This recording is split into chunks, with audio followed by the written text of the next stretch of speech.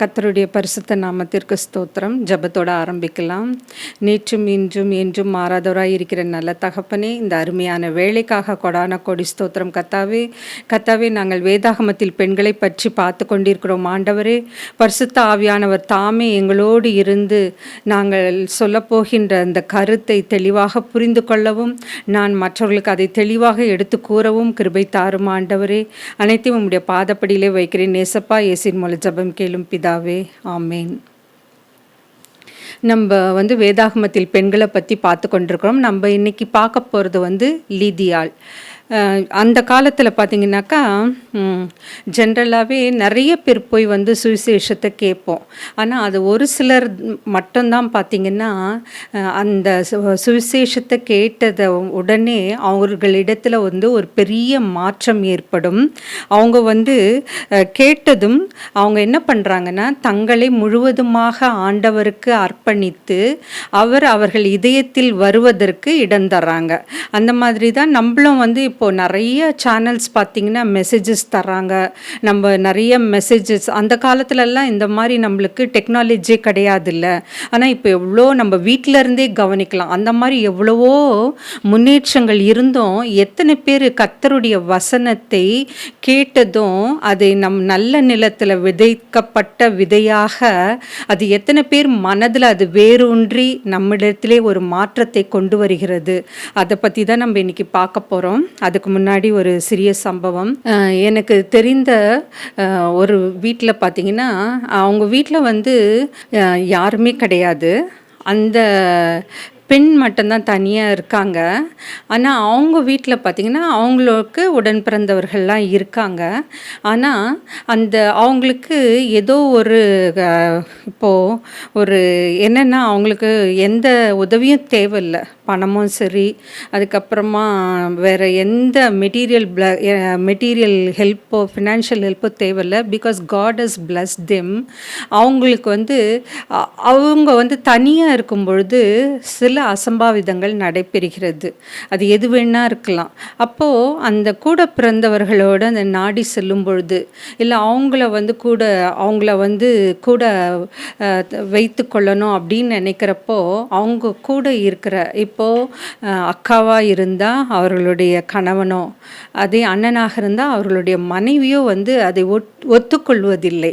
ஏன்னா அவங்க என்ன நினைக்கிறாங்கனாக்கா, தங்களோட ப்ரைவசி இழந்து போகுது.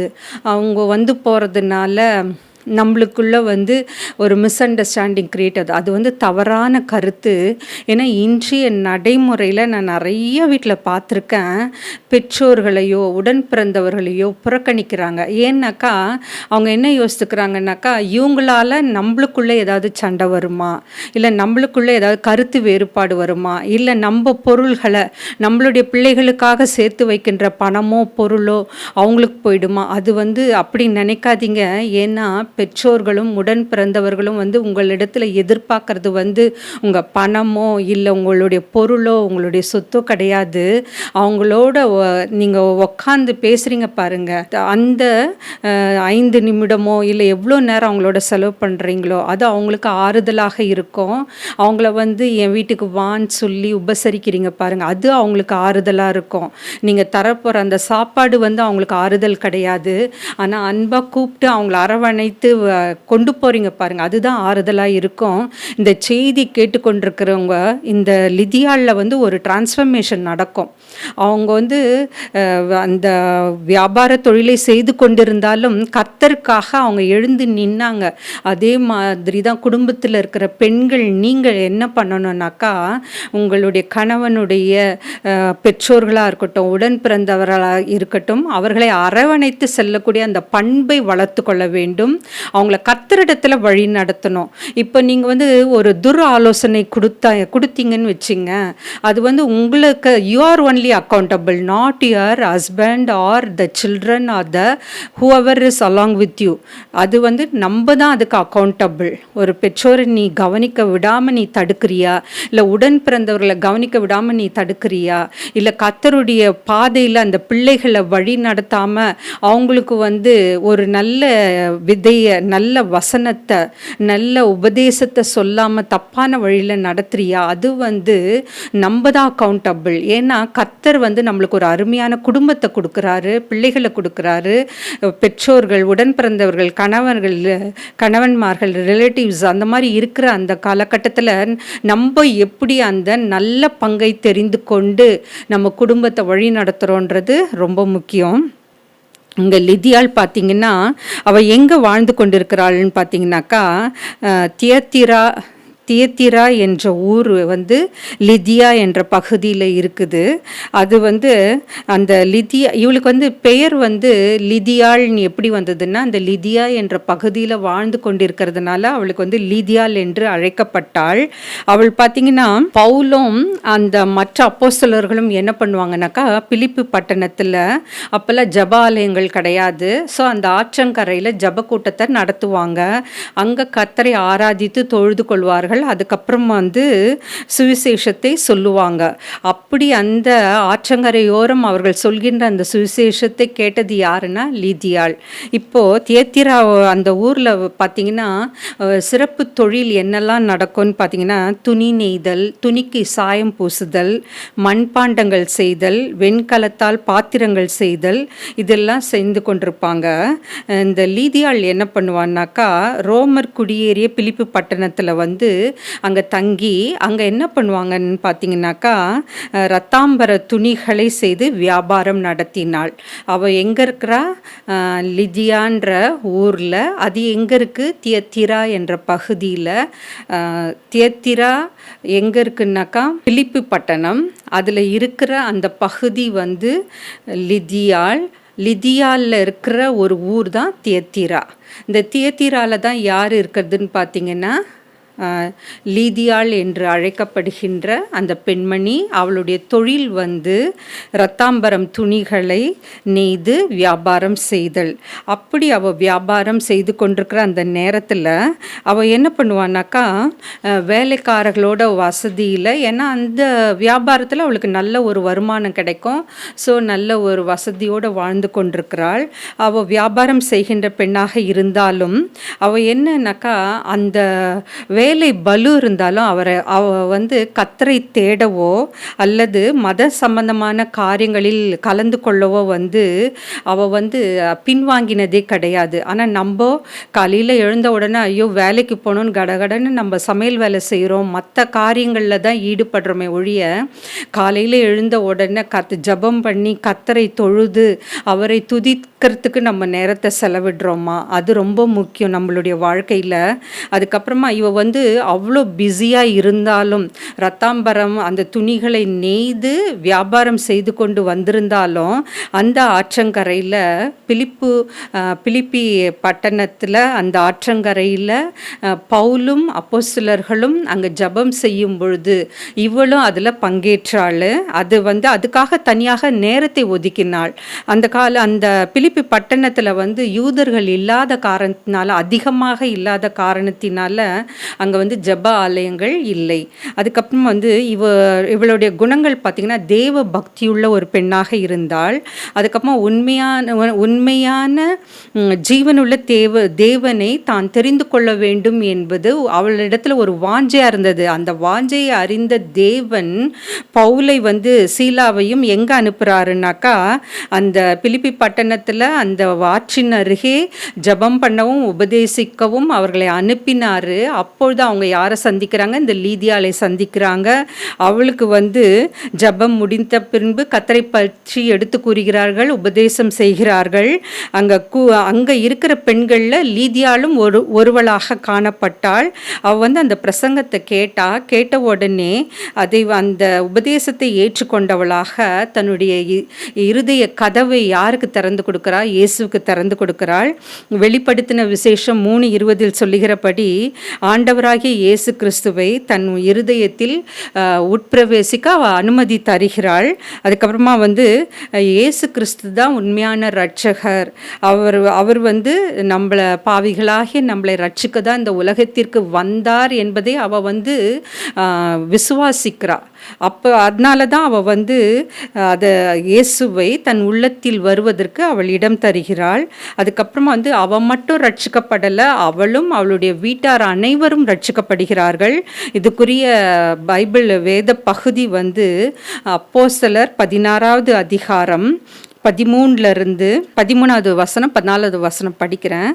ஓய்வு நாளில் நாங்கள் பட்டணத்துக்கு வெளியே போய் ஆற்றின் அருகே வழக்கமாய் ஜெபம் பண்ணுகிற இடத்தில் உட்கார்ந்து அங்கே கூடி வந்த ஸ்திரீகளுக்கு உபதேசித்தோம். அப்பொழுது தியத்திரா ஊராளும் இரத்தாம்பரம் விற்கிறவளும் தேவனை வணங்குகிறவளும் ஆகிய லிதியாள் என்னும் பேருள்ள ஒரு ஸ்திரீ கேட்டுக்கொண்டிருந்தாள். பவுல் சொல்லியவைகளை கவனிக்கும்படி கர்த்தர் அவர் இதயத்தை திறந்தருளினார். அப்போ வந்து பவுல் வந்து உபதேசம் பண்ணி கொண்டிருக்கிறதை எல்லா ஸ்திரீகளும் தான் கவனிச்சிட்டு இருக்காங்க. ஆனால் அங்கே யாரோட இதே கதவை கர்த்தர் திறந்தார்? லீதியாள். ஏன்னா அவளுக்கு வந்து வாஞ்சை இருந்தது, உண்மையான தேவனை அறிந்து கொள்ளணுன்ற வாஞ்சை இருந்தது. அதுக்கப்புறம் அவள் வந்து தேவ பக்தியுள்ள ஒரு பெண்ணாக காணப்பட்டாள். 15வது வசனம், அவளும் அவன் வீட்டாரும் ஞானஸ்தானம் பெற்ற பின் அவள் எங்களை நோக்கி, நீங்கள் என்னை கர்த்தரிடத்தில் விசுவாசம் உள்ளவள் என்று எண்ணினால் என் வீட்டிலே வந்து தங்கியிருங்கள் என்று அவளை வருந்தி கேட்டுக்கொண்டாள். பார்த்தீங்களா, அவள் மட்டும் ரட்சிக்கப்படலை, அவளும் அவள் வீட்டாரும் எல்லாருமே ஞானஸ்தானம் பெற்று கர்த்தரை தன் சொந்த ரட்சகராக ஏற்றுக்கொண்டார்கள். நம்ம வந்து ஒரு பாட்டு கூட நம்மளுக்கு எல்லாருக்குமே தெரிஞ்ச ஒரு பாடல், நானும் என் வீட்டாரும் என்றால் கர்த்தரையே சேவிப்போம். அப்போது நம்ம வந்து குடும்பமாக கர்த்தரை சேவிக்க கற்றுக்கொள்ள வேண்டும். தனி ஜபமும் தேவை, இப்போ குடும்பமாக இருக்கீங்கன்னாக்கா குடும்பமாக ஜபமும் தேவை. அதுக்கப்புறம் அப்போஸ்தலர் 16:15 படி அவங்க குடும்பமே ஞானஸ்தானம் பெற்றார்கள். லீதியாள் வந்து இவ தான் வந்து பவுலுடைய உபதேசத்தை கேட்ட பெண்களில் ஐரோப்பிய கண்டத்தின் முதல் விசுவாசியானாள். யார்? லீதியாள். அதுக்கப்புறமா வந்து லீதியாள் வந்து எபிரேயர் 13:1-2 படி கிறிஸ்துவுக்குள் தன் சகோதரான பவுலையும் சீலாவையும் என்ன பண்ணுறான்னா தன் வீட்டிலே வந்து தங்கும்படி அவர்களை வருந்தி கேட்டுக்கொள்கிறாள். ஏன்னா அவளுக்கு வந்து அந்த மிஷினரி பணி வந்து எவ்வளோ முக்கியமானது அப்படின்றத அறிந்தபடினால தான் மிஷினரிகளை பவுலும் சீலாவும் அப்போஸ்தலர்களை தன் வீட்டிற்கு அழைக்கிறாள், அவர்களுக்கு விருந்தோம்பல் செய்கிறாள். அந்த மாதிரி நம்மளும் வந்து நம்மளால் நிறைய ஊர்களுக்கு செல்ல முடியாது. பிகாஸ் ஆஃப் ஃபிசிக்கல் இல்னஸ் இருக்கலாம், இல்லை நேரம் பற்றாக்குறையாக இருக்கலாம். அப்போ இந்த மாதிரி ஊழியத்திற்காக தன்னை ஒப்பு கொடுத்து எல்லா இடத்துலையும் போய் பிரசங்கம் பண்ணுறவங்கள நம்ம வீட்டுக்கு உபசரிக்க தயங்கக்கூடாது. ஏன்னா கர்த்தருடைய பிள்ளைகள் அவங்க வந்து நீங்கள் அவங்கள ரொம்ப குறைவாக எடை போடாதீங்க. நெவர் எவர் அவங்கள வந்து தப்பாகவும் எடை போடாதீங்க. ஏன்னா மிஷினரிகளும் கர்த்தருடைய ஊழியத்தை செய்கின்ற, அது பாஸ்டராக இருக்கட்டும், இவாஞ்சலிஸ்டாக இருக்கட்டும், மினிஸ்ட்ரி செய்கிறவங்களா இருக்கட்டும், அவங்கெல்லாம் வந்து கர்த்தருக்காக தங்களை அர்ப்பணித்து கொண்டார்கள். குடும்ப வாழ்க்கை இருந்தாலும் ஒரு சிலர் திருமணமே பண்ணிக்காமல் தனியாகவே இருப்பாங்க. ஒரு சிலர் வந்து குடும்ப வாழ்க்கையில் கணவன் மனைவியுமாக சேர்ந்து இந்த ஊழியத்தை செய்வாங்க. அவங்கள வந்து நம்ம தாங்குவதற்கு பணத்தின் மூலமாக, ஜபத்தின் மூலமாக, விருந்தோம்பல் மூலமாக அவர்களுக்காக நாம் வந்து எந்த காரியத்தையும் செய்ய வந்து தாமதிக்கக்கூடாது, தயங்கக்கூடாது. அதுக்கப்புறமா 1 தீமோத்தேயு 5ஆம் அதிகாரம் 10, 1 பேதுரு 4:9 படி அவ வந்து அந்த பவுலும் சீலாவும் வந்து சிறைசாலை இருந்தப்போ அவங்க வந்து ரொம்ப துன்புறுத்தப்பட்டார்கள். அப்போ அவங்க உடம்புல எவ்வளோ காயங்கள் இருக்கு. கர்த்தருக்காக அவர்கள் அனைத்து துன்பங்களையும் ஏற்றுக்கொண்டார்கள். அவங்க கைதிகளாக இருந்தாலும் இந்த வசனத்தின்படி அவங்களை ஏற்றுக்கொண்டாள். யாரு? லீதியாள். ஸோ அவள் வந்து கர்த்தரால் தொடப்படுகிறாள். அப்போ வந்து அவள் வந்து அந்த கைதிங்களை கூட வந்து அவள் தப்பாக நினைக்கல. ஏன்னா அவங்க வந்து கைதின்னா நம்ம இப்போ கொலை பண்ணிட்டோ இல்லை வேற எந்த திருடோ பண்ணிட்டோ அவங்க சிறைச்சாலைக்கு போல உண்மையான தேவனை பற்றி பிரசங்கித்தார்கள், அதனால கைது செய்யப்பட்டார்கள். அப்போ அவர்களுடைய உபதேசத்தை கேட்டு மனம் திரும்பிய லீதியாள் அவர்களை தன் வீட்டிற்கு அழைக்கின்றாள். அதுக்கப்புறம் பார்த்தீங்கன்னாக்கா அவளுடைய வீடு வந்து எப்பவுமே பரிசுத்தவான்களுக்காக திறந்து வைக்கப்பட்டிருந்தது. அந்த ஜப ஆலயங்கள் இல்லாத அந்த பிலிப்பி பட்டணத்தில் யார் வீட்டில் சபை கூடுதலோ இல்லை ஜபமோ நடைபெற்றதுனாக்கா லீதியாள் வீட்டில் அதுதான் ஒரு முதல் ஆலயமாக விளங்கியது. பிலிப்பி பட்டணத்தில் அந்த தியத்திரா ஊரில் பார்த்தீங்கன்னா லீதியாளோட வீடு தான் வந்து வந்து முதல் ஆலயமாக விளங்கியது. அதுக்கப்புறமா பவுல் வந்து பிலிப்பி பட்டணத்தில் உள்ள பரிசுத்தவான்களுக்கு அவர் வந்து ஒரு கடிதம் எழுதுவார். பிலிப்பி 1வது அதிகாரம் 1லிருந்து 7வது வசனம். அந்த பிலிப்பி பட்டணத்தில் வாழ்கின்றவர்களுக்கு ஒரு கடிதத்தை எழுதுவார். அதில் பார்த்தீங்கன்னா, லீதியாள் ஒரு பரிசுத்த வாட்டியாக அக்குழுவில் இருந்தாள் என்பதில் சந்தேகமில்லை. அவள் எவ்வளோ பெரிய ஒரு சாட்சி பாருங்க.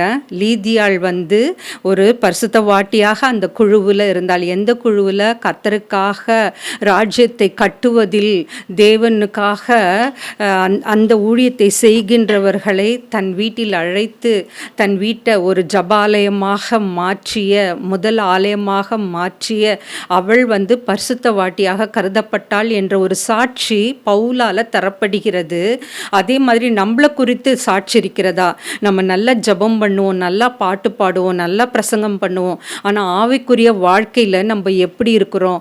இன்னமும் நம்ம வந்து மற்றவங்கள பார்த்து விமர்சிக்கிறோமா? மற்றவங்கள பார்த்து பொறாமப்படுறோமா?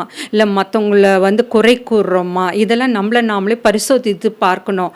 இப்போ கர்த்தராகிய இயேசு கிறிஸ்துவை தன் சொந்த இரட்சகராக ஏற்றுக்கொண்டுட்டா நம்மக்கிட்ட மாற்றம் இருக்கணும். எங்கள் வீட்டில் கூட பார்த்திங்கன்னா, எனக்கு சம்டைம்ஸ் வந்து அவ்வளோ பிரச்சனைகள் மத்தியிலையும் நான் சில டைம்ஸ் வந்து ஏதாவது வந்து சொல்லுவேன். அப்போ சொல்கிறப்போ எனக்குள்ள ஒரு கேள்வி இருக்கும். நீ வந்து இப்போ கர்த்தராகிய இயேசு கிறிஸ்துவை ஏற்றுக்கொண்டு அவருக்காக நீ அவருடைய சத்தியத்தை சொல்கிற நீ வந்து பொருள் மேலேயோ இல்லை மற்ற காரியங்கள் மேலேயோ ஆசைப்படலாமா அப்படின்னு ஒரு கேள்வி எனக்குள்ளே இருக்கும். ஆனால் இப்போ வந்து அதுலேருந்து நான் கொஞ்சம் கொஞ்சமாக மாறுறப்போ தட் இஸ் த டிரான்ஸ்ஃபர்மேஷன். அதே மாதிரி தான் கர்த்தர் சத்தியம் வந்து உங்களை மாற்றும். சத்தியத்தை அறியுங்கள், சத்தியம் உங்களை விடுதலையாக்கும் என்று கூறியிருக்கிறபடி நமக்கு சத்தியத்தை தெரிந்து கொண்டு அதன்படி வாழும்போது கர்த்தர் வந்து நமக்குள்ளே ஒரு பெரிய மாற்றத்தை கொண்டு வருவார். அதுக்கப்புறமா வந்து பிலிப்பு 4:3 படி லீதியாள் வந்து பவுலோடு சுவிசேஷத்தை பிரசங்கிக்க பிரயாசப்பட்டாள்.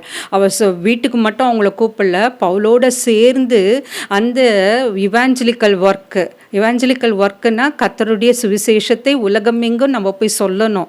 அந்த பணியில் கூட அவள் ஈடுபட தன்னை ஒரு அர்ப்பணித்தாள், அதற்காக பிரயாசமும் பட்டாள். அதே போல் நம்ம இருக்கிறோமா அதை கொஞ்சம் நம்ம சோதித்து பார்க்க வேண்டும். அவள் வந்து ரத்தாம்பரம் விற்கிற ஒரு பெரிய வியாபார தொழிலை செய்து வந்தாலும் அவள் என்ன பண்ணானா ஆண்டவருக்கு ஊழியம் செய்தாள். அதுக்கப்புறமா வந்து அந்த வியாபாரத்தின் மூலம் கிடைக்கக்கூடிய அந்த வருமானத்தில் கர்த்தருடைய ஊழியத்திற்காகவும் செலவழித்தாள்.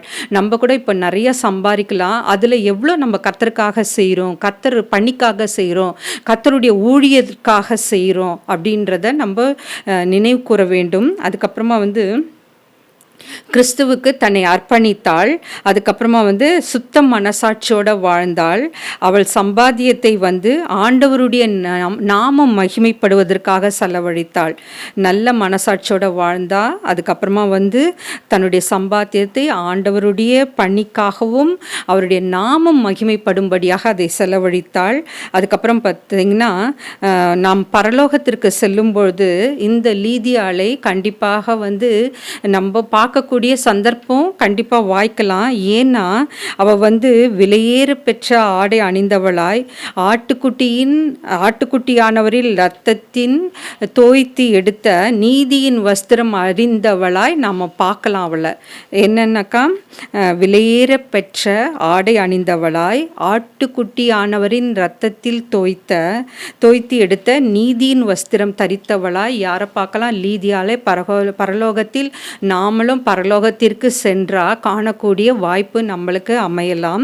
அதுக்கப்புறமா வந்து இந்த லீதியாளை போல நம்ம என்ன வேலை செஞ்சு கொண்டு இருந்தாலும், நீ ஹவுஸ் ஒய்ஃபாக இருக்கலாம், இல்லை வெளியில் வேலைக்கு செல்லலாம், இல்லை பொலிட்டிக்கலில் இருக்கலாம், இல்லை சோஷியல் சர்வீஸ் செய்யலாம். எந்த வேலைகள் செய்தாலும் நாம் வந்து சுத்த மனசாட்சியோடு நேர்மையாக நடக்க கற்றுக்கொள்ள வேண்டும்.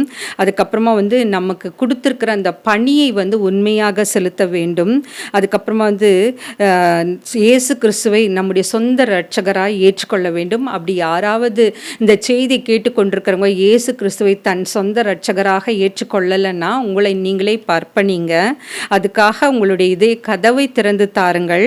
அதுக்கப்புறமா ஊழியக்காரரை நம்ம தாங்க வேண்டும். விருந்தோபல், அதுக்கப்புறமா அந்த பரிசுத்தவான்களின் கூட்டத்தில் ஒருவராக நம்மளுடைய வாழ்க்கையை நாமும் அவர்களோடு சேர்ந்து பரலோக ராஜ்யத்தை கட்டுவதில் நாமளும் ஒரு பங்கை வகிக்கணும். அது பிரயாசப்படணும். அவருக்காக நம்மளும் பாடுபடணும். அதுக்கப்புறமா இப்படி நம்ம கர்த்தருக்காக சாட்சியோடும் அவருடைய ஊழியத்தை தாங்குகிறவர்களாகவும் காணப்பட்டால் அவருடைய இரத்தத்தில் தோய்த்து எடுக்கப்பட்ட வெண்வஸ்திரம் தரித்த அந்த நீதியின் ஆடை அணிந்து கர்த்தரை துதிக்கின்றவர்களில் ஒருவராக நாம் காணப்படுவோம். வெண்வஸ்திரம் அணிந்தவர்களாக நீதியின் ஆடை அணிந்து கர்த்தரை துதிக்க கர்த்தரை நம்ம எல்லாருக்கும் அவர் கண்டிப்பாக உதவி செய்வார். அப்போ நம்ம எப்படி இருக்கணும்? லீதியாளை போல் இருக்கணும்.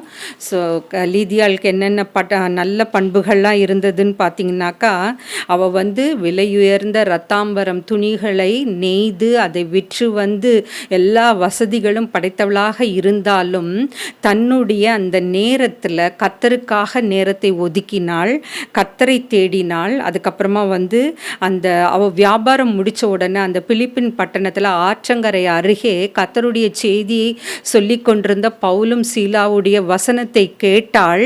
அதன்படி அவள் மனந்திரும்பினா. அவள் மட்டும் மனந்திரும்பல, அவள் கூட இருந்த அவளுடைய வீட்டார் அனைவரும் ஞானஸ்தானம் பெற்று ரட்சிக்கப்பட்டார்கள். அப்படி மனந்திரும்பி கர்த்தரை தன் சொந்த இரட்சகராக ஏற்றுக்கொண்ட பின்னா அவகிட்ட என்ன மாற்றம் இருந்தது? அவள் அந்த கர்த்தருடைய ஊழியக்காரரை தன் வீட்டிற்கு அழைத்தாள், நல்ல ஒரு உபசரித்தா. விருந்தோம்பல் சிறந்து காணப்பட்டது. அவள் சம்பாதித்த அந்த காசில் எல்லாம் பணத்தில் எல்லாம் கர்த்தருடைய ஊழியத்திற்காக செலவு செய்தாள், கர்த்தருடைய பணிக்காக செலவு செய்தாள். அதுக்கப்புறமா அவளுடைய இதவு கதவுகளை கர்த்தருக்காக அவள் திறந்து வைத்தாள். அதுக்கப்புறம் அவள் அந்த பிலிப்பு பட்டணத்திலே ரட்சிக்கப்பட்ட முதல் விசுவாசி. அவளுடைய வீடு முதல் ஆலயமாக காணப்பட்டது. ஸோ இந்த செய்தி கேட்டுக்கொண்டிருக்கிற நாம் கூட நம்மளை இப்போ நம்ம சோதித்து பார்க்கலாம். நம்ம எப்படி லீதியாளை போல வாழ்கின்றோமா? நம்ம நிறைய பேர் நல்ல ஊழியெல்லாம் செய்து கொண்டிருப்பீர்கள். ஆனால் உங்கள் மனசில் ஒரு வெறுப்பு உணர்ச்சியோ, மற்றவர்கள் மேலே பகை உணர்ச்சியோ, இல்லை மற்றவர்களுக்காக நம்ம எதுக்கு செய்யணும் அப்படின்ற ஒரு எண்ணமோ இருந்தால் இப்போவே உங்களை கர்த்தரிடத்தில் ஒப்பு கொடுங்க. பரவாயில்ல, நம்ம என்ன இழந்தாலும் பரவாயில்ல, ஆனால் கர்த்தரை நம்ம இழக்கக்கூடாது. நம்ம வாழ்க்கையில் பணத்தை இழக்கலாம், பொருளை இழக்கலாம், பதவியை இழக்கலாம், ஆனால் நம்ம ஒன்றுமே இல்லாமல் நிர்கதியாக கூட நிற்கலாம். உறவினர்களை கூட இழந்து காணப்படலாம். ஆனால் கர்த்தராகிய இயேசு கிறிஸ்துவை மட்டும் நம்மளுடைய வாழ்க்கையில் நம்ம இழக்கவே கூடாது. அவரை சொந்த இரட்சகராக ஏற்றுக்கொண்டீங்கன்னு வச்சுங்களேன், எவ்வளோ பெரிய இழப்புகள் போராட்டங்கள் இருந்தாலும் கர்த்தர் எப்படி இந்த உலகத்தை ஜெயித்தாரோ அதே போல் நாமளும் இந்த உலகத்தை ஜெயிக்க, சாத்தானை எதிர்கொள்ள கர்த்தர் நம்மளுக்கு பலன் தருவார். அதை நம்ம விசுவாசிக்கணும். இப்போ எல்லாரும் நம்ம கர்த்தரிடத்தில் நம்மளை நாமே அர்ப்பணித்து லிதியாளை போல நல்ல பண்புகள் நம்ம வாழ்க்கையில் வரணுன்றதுக்காக நம்ம ஜெபிக்கலாம். இப்போ ஜெபம் பண்ணலாம். ஸ்தோத்திரம் ஆண்டவரே, ஸ்தோத்திரம் கர்த்தாவே. எங்கே 2-3 பேர்கள் சேர்ந்து உமது நாமத்தை துதிக்கின்றார்களோ அவர்கள் மத்தியில் வருவேன் என்று வாக்களித்த நல்ல தகப்பனே, இதோ இந்த செய்தியில் இயேசப்பா லிதியாளை பற்றி பார்த்தோம்.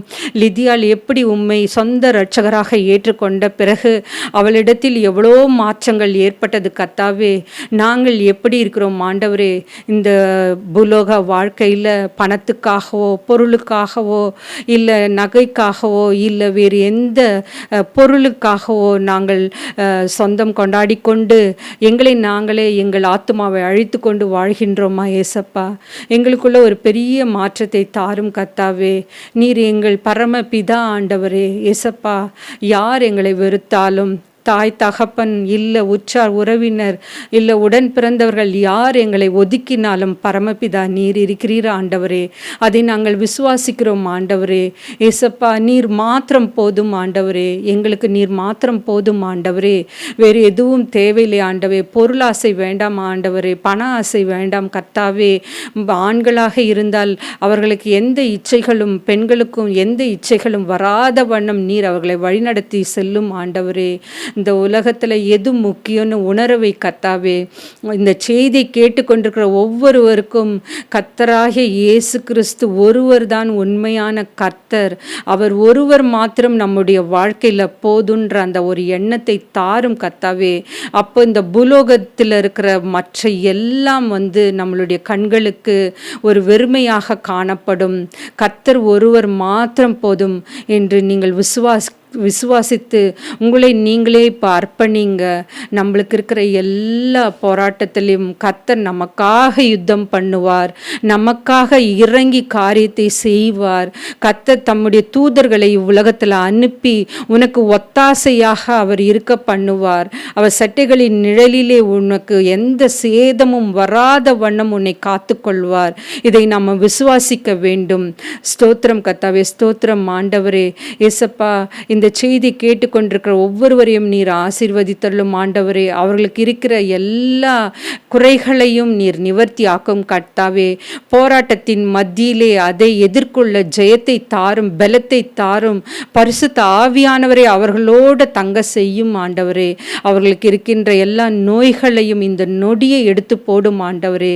அது என்ன நோயாக இருந்தாலும் கர்த்தாவே, பிபியாக இருந்தாலும் சரி, சுகராக இருந்தாலும் சரி, கேன்சராக இருந்தாலும் சரி, இல்லை எந்த உறுப்புகள் பாதிக்கப்பட்ட நிலையில் இருந்தாலும், இல்லை முட்டி வலியோ ஆர்த்ரைட்டிஸோ எதுவாக இருந்தாலும் இந்த நிமிடமே அவர்களை தொடும் ஆண்டவரே. உம்முடைய பரிசுத்த ஆவியின் வரத்தினால, உம்முடைய கரத்தினால அவர்களை நீர் ஆசீர்வதிரும். அவர்களை தொட வேண்டுமாய் வேண்டிக் கொள்கிறேன் ஆண்டவரே. அனைத்தையும் உம்முடைய பாதப்படியில் வைக்கிறேன் ஏசப்பா. இயேசுவின் மூலம் ஜெபம் கேளும் பிதாவே, ஆமென்.